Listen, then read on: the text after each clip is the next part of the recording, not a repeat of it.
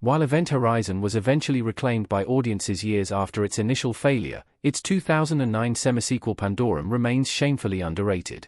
Event Horizon has become infamous for its missing footage, where intense scenes of gore were stripped out after reports of Paramount executives fainting during a test screening. The biggest trim was to Event Horizon's Blood Orgy sequence, which depicted the horrifying fate of the titular ship's crew. Even without the missing footage, this Paul W. S. Anderson film is a visceral, creepy sci-fi horror ride. Sadly, audiences weren't in the mood for it in 1997, with Event Horizon grossing only $26 million on a $60 million budget, via the numbers. Thanks to VHS, DVD and home viewings, the film built up a loyal following and is now acknowledged as a superior slice of big-budget horror. Given its financial failure, the odds of Event Horizon 2 were always slim, but in 2009, key members of the movie made a spiritual follow-up with Pandorum. Event Horizon's spiritual successor Pandorum deserved way better in 2009. This sci-fi chiller takes place on the spaceship Elysium, which is essentially a sci-fi Noah's Ark bringing colonists to a new, Earth-like planet. The story follows crew members Bauer, Ben Foster, and Peyton, Dennis Quaid, as they awaken from hypersleep to find cannibalistic creatures have overtaken the ship. Pandorum's plot is surprisingly twisty and deep, so it's best left unspoiled outside this early setup. The film was produced by Event Horizon's director and producer duo, Paul W. S. Anderson and Jeremy Bolt, and even a glance at its production design and themes reveals the kinship between the two movies. Pandorum is a creepy, dingy sci-fi tale with a lot of cool concepts and two great leads in Foster and Quaid.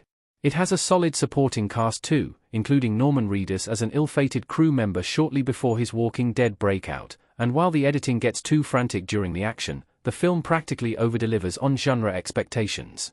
That's why it's such a bummer that it did so poorly. Pandorum stands at 26% on Rotten Tomatoes and made just over $20 million worldwide. It came and went at the time, but in the years since, it's slowly gathered a fanbase. Sure, it's Yankee in places and the editing needed finessing, but it in no way deserved to tank during release. That's something it obviously shares in common with Event Horizon, with both arriving at the wrong time and suffering from poor marketing campaigns that failed to properly sell their tones. Pandorum shares many ties to Event Horizon. Pandorum isn't an official sequel to Event Horizon, but it won't be a surprise to learn they're set in the same world. The Event Horizon and the Elysium ships are similar in terms of production design, particularly with their cryopods. Perhaps the failure of the Event Horizon's faster-than-light gravity drive is what forced humanity to focus on creating a ship that could instead travel over 100 years into deep space. The main connection between the two is Anderson as producer, but the movies also dig into the same themes.